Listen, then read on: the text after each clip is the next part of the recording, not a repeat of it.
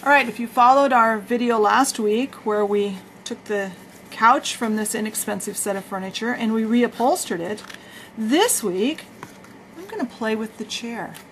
And I decided I'm going to show you today how to make this cheap fabric chair with the kind of ugly upholstery that probably won't go in your room. And we're going to turn it into what looks like an expensive leather chair. And it's really fun to do. It's a really easy project, so stay tuned and I'll show you how we do it.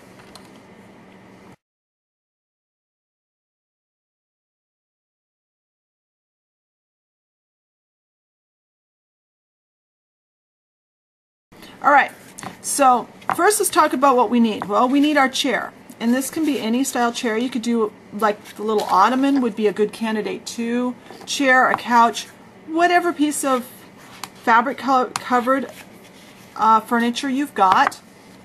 We need a product called gesso. Gesso is so fun to work with. It's a kind of thick primer that's used to prepare the surface for painting for either acrylic or oil paints. And the beauty of this is it's thick.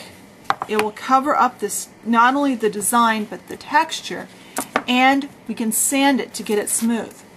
And today I'm using just emery boards to sand with. I find I may have to dig out a little piece of sandpaper to get in the corners, but I think I can do it all with these cheap emery boards. And these are dollar store emery boards. To apply our gesso and then also our paint, I'm using cosmetic wedges. These are just the little sponges that you use to put on your makeup with. They come 28 wedges to a package. I'm 99% sure I got this at Dollar Tree also for $1. And so they're really inexpensive for putting paint on, and they work really well, and there's no brush marks. After we get this all primed, we need paint. And depending on what color of leather you're trying to create, I'm actually copying a piece of leather that I've got a purse that's that color, and it's got kind of an aged finish, and it's brown, but it's really running through 3 colors of brown. And I found the best way to copy it was to put a paler brown undercoat and then kind of a medium brown and a dark brown, kind of sanding in between these to make it look worn. If you want black leather, you'll just need black paint. And if you're going to do black, I recommend looking for black gesso. It will make this a lot easier if you're doing that. And our final product, we need some antiquing gel. And I know Delta still makes antiquing gel, but the label is different now. So you just need to look for something that says antiquing gel that's a color. Since mine is I'm doing brown leather, I've got a brown antiquing gel. If you're using making black leather, you want a black antiquing gel. When you're all done, a satin finish of some kind, like a spray or a paint-on finish, those are to seal your paint. Those are optional on this project. So let me get my surface ready and let's get started. Alright, so we're going to, let's start on the back. And I found, for doing this, my gesso container actually has a little, like, hole in the top. So I found my easiest way to work on this was just to take out my gesso and just right onto the makeup sponge like I would if I was putting my makeup on with it. And we're going to coat. This chair has some wrinkles in the fabric. That's okay. When I age the leather, they'll look really neat. If you're buying your chair from a miniature store or a craft store where you can actually look at it, you can be a little more particular. I mail ordered this, so this is what I got. I just put a drop at a time on my sponge and paint it onto my fabric. As you can see, the first coat is not covering all the way. This is going to take 5 or 6 or maybe even 7 or 8 coats of this, but it's like you can see, it's not only taking, I've only used 2 drops so far and I've got a lot of the chair done. So I will finish this coat and let it dry, and then I'll be back and we'll see what it looked like after one coat. Alright, this is what it looked like after the first coat is on and most of the way dry. One of the beauties of using these pads to apply, these sponges to apply the gesso is you don't get brush marks. So now we need to do a light sanding. And this sanding won't do a lot. It's later on when you get more coats on. We're just going to lightly sand all the areas. And that's all there is to that part. Now, let's get some more gesso on here. And then that will have to dry. And that is what takes all the time on this project, is getting this gesso dried in between layers. And so you can really get into these corners with this sponge too. It's great.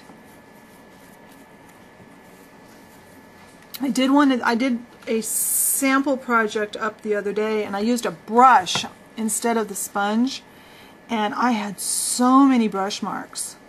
This is going to turn out so much better.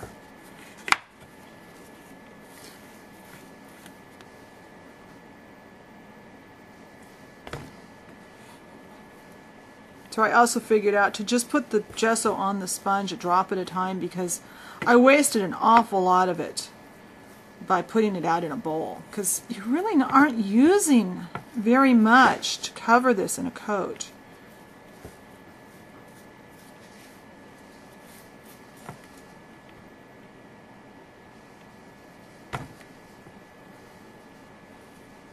And you can really see the difference in the second coat from the first coat. The second coat is really covering a lot better. And remember, it's not just the color that we're covering up, it's that texture. We need to get rid of that woven fabric look that we have on here. So that's our probably more important to get rid of than the color, because your paint that goes on the outside would help to cover the color up, but it won't cover up the texture. Okay, so we've got a second coat. This needs to dry, and I'll show you the difference after the second coat is dry. The second coat is thoroughly dry. I actually did it yesterday now, so it's time to sand this one off. Get it pretty smooth.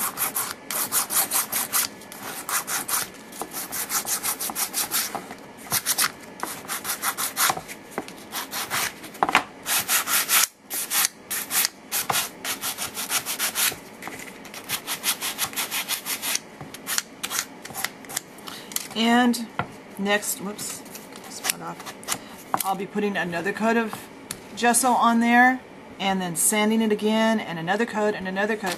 And I think it's going to take probably actually 6 or 7 coats. So I'm going to go ahead and get this up to the point where we start painting, and I'll let you know how many coats it took. But right now, this is how it looks. Alright, I think I've got enough coats of gesso on here. It's smooth. It doesn't look like fabric anymore. I did put 6 coats of gesso on. Now sand off. I've sanded it mostly. I'll sand a few more spots. Now we're ready to paint. Now what color you paint is obviously determined by what color leather you're trying to imitate. I'm actually trying to imitate the leather on one of my favorite purses. So I'm going to start with an undercoat of a kind of a pale brown or a beige color, kind of dark beige, pale brown. This paint color is called Cocoa. If you're doing black leather, you'll do black paint now. If you've got the leather you're trying to imitate handy, where you can have it on hand and really see it, that will help you a lot. And once again, we're just going to put a dab of paint at a time on our little sponge.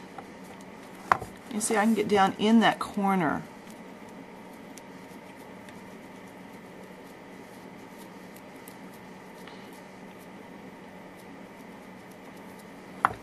as I get more, in fact, I'm going to just put a drop right there because I want to get it worked down. Now this coat, since I'm going to do, the leather on my purse is actually, it's got an color that's a light brown or a color like this, and then it's got darker colors that are kind of layered over in a way. And that's what I'm going to do here. This color, although I'm going to coat the entire chair with this color will not show on most places. I'm going to come back in the next couple of, when this is dry, I'll come back with two colors of darker brown and go over this. And then I'm going to sand back a little bit so that you see all three colors. If you're doing just black leather, you won't have to do this. You'll just put on 2 or 3 coats of black paint. If you're doing a reddish brown, match your colors to that.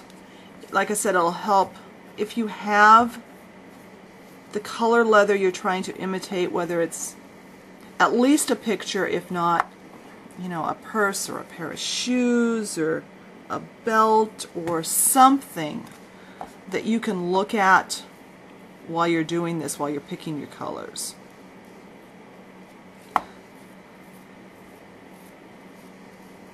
So I'm just going to finish painting this up. I'm going to coat the whole outside of the chair with this color. When I get done and this is dry, I'll come back and we'll put the next color on. Alright, so the light color is pretty much dry.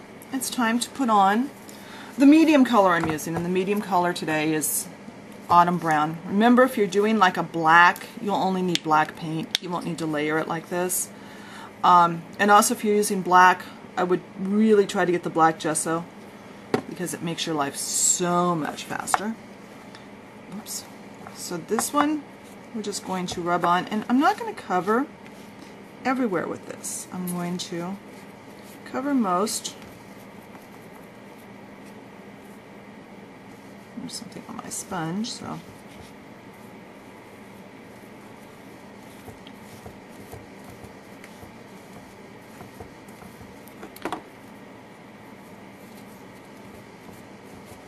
the dark color I'm going to make sure I work down into those corners and stuff, but this color I'm going to coat, but I'm not going to be worried about getting it totally covered. If there's some of the lighter color showing, that's fine, especially on spots where it would get some wear, because we're going to put more wear on it with a emery board here in a bit.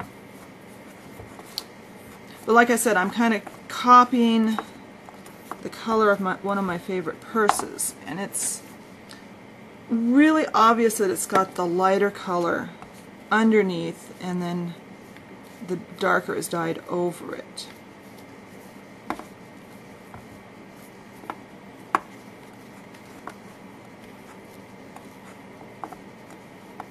And I'm not worried about working this color down in the corners because, like I said, the dark color will be worked down in there. So this one is just going to work on.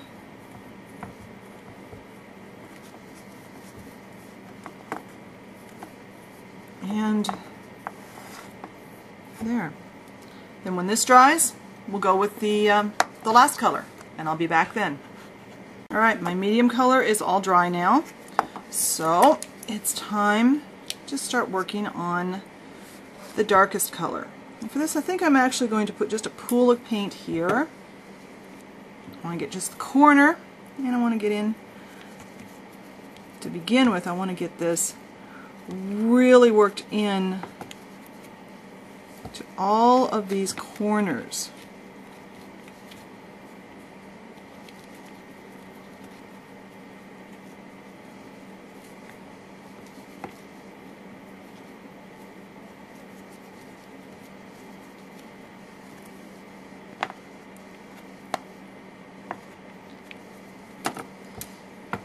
See, we're just getting this down.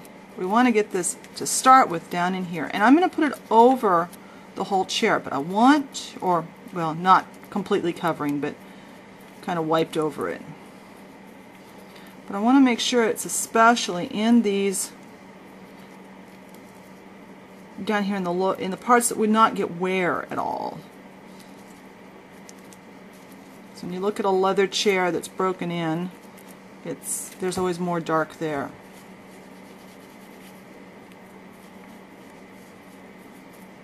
And I'm just kind of wiping this over.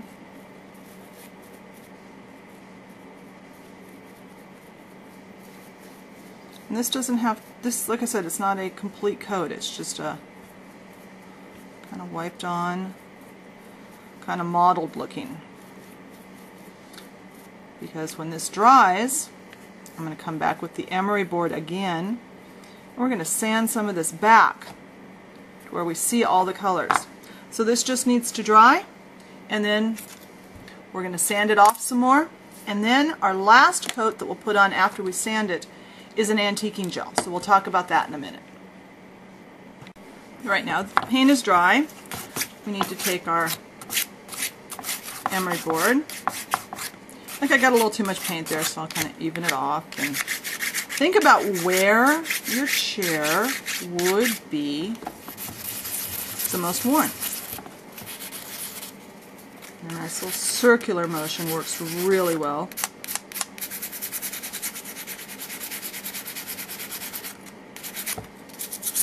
I'm just going to kind of age this a little bit. We've got one more step after this.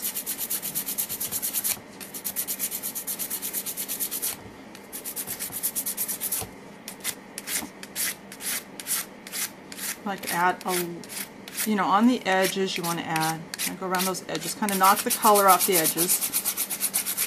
If you go back to white, don't worry too much. We're going to use some antiquing gel on this, so that will kind of cover that up a little bit again.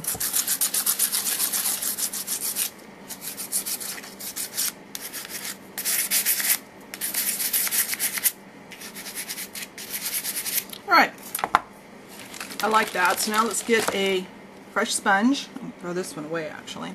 Now this is antiquing gel. This is the old label. Delta still makes an antiquing gel. It comes in different colors because I'm doing a brown chair. I'm using a brown antiquing gel. If you were doing a black one, you would use a black antiquing gel. Just look at the different colors and see what's going to work with your chair color. And then this stuff is made to, if I can get it out, it's getting really old, so it's almost empty. You start on the back, and you're just going to rub it over.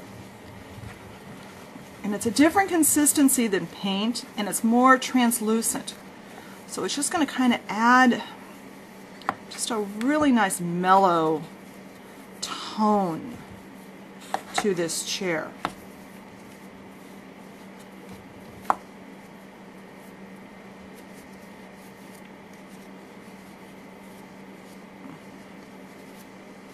A little more. And again, since we're using so little paint and so little stuff on this, for the most part, except for that dark brown, I am just putting it straight onto my sponge and going from there. Kind of rub this on, and then use the same sponge to pretty much rub it off again. Pull off whatever wants to come off. And I think I'm going to take a clean sponge. Remember, these sponges are really cheap. There are 28 of them in the package, and I got them at the dollar store. So it's not like we're wasting a lot there. So I don't think I got the top yet. And just kind of pull off any that wants to come off. There. We'll let this dry. Let's get a little more right here. I pulled off a little too much of the paint. We'll rub some of this into it. Okay. We'll let this dry, and we'll see what our finished chair looks like in a few minutes. Alright, the chair is now done, and I really like how it turned out. It looks like an old leather chair. So, I hope you've enjoyed this series of how we went from what I think is probably a pretty ugly little set of furniture into really customized pieces of furniture that have tons of possibilities. I've used a very similar set of furniture in my Brookfield, which there's a picture tour of here on YouTube. I think it was the second video I ever did. Long before I figured out how to do the videos. It was just photos that I put together. So here's our 4 pieces of furniture, and these two look very different than they did when we started out. So I hope you enjoyed this.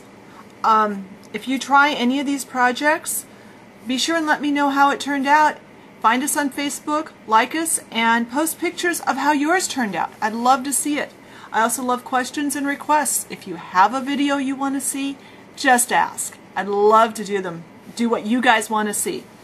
So have fun with those minis, and I'll talk to you next time. Bye.